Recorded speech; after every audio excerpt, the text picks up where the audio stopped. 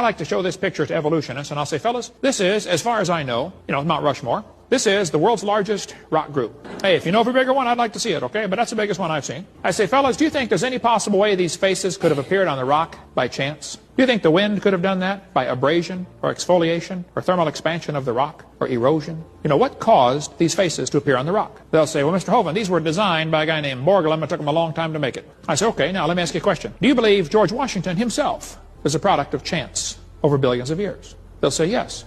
I say, wait a minute. You don't think his face could appear on a rock, but you do think his whole complex anatomy with 50 trillion cells could happen by chance. Are you dumb in any other area? Or is that the only one?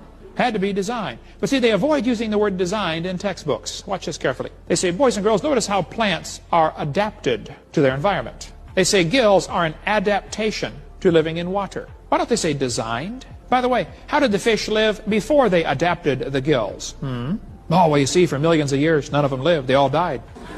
Oh, is that how it worked? Yeah, that'll work. They avoid that word design because then some kid's going to say, who's the designer? That might bring up an embarrassing situation in class, so let's just avoid using the word design. Now look, I have a Casio Databank stopwatch. It holds 300 phone numbers. It's a calculator, a stopwatch, an alarm clock, and a countdown timer. It does not tell time. You have to look at it. But it's an amazing machine. $70 at Walmart. I was in Japan only one time, but I never did see the guy who made the Casio Databank stopwatch. But I suspect there is a guy who made it. Is it logical for me to stand here in Wisconsin and say, I believe there's a designer for this watch, even though I've never met him? I mean, is that logical? Sure. Now, is it logical for me to stand here and say, I never seen the guy who made this, therefore he doesn't exist? That's not logical, is it? Some people look at the world around them and say, I can't see God who made it, therefore he doesn't exist. Hello, you better think about that. You don't have to see the designer to believe he exists. The design demands a designer. It's interesting that evolutionists argue against design using arguments they designed.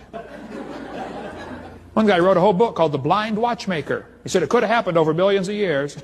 Well, why'd you write a book about it then? Why don't you throw a bunch of ink out in the paper and see if it made your book? Michael Behe's got a great book showing the complexity of nature and how it simply could not have survived. It could not have happened by chance.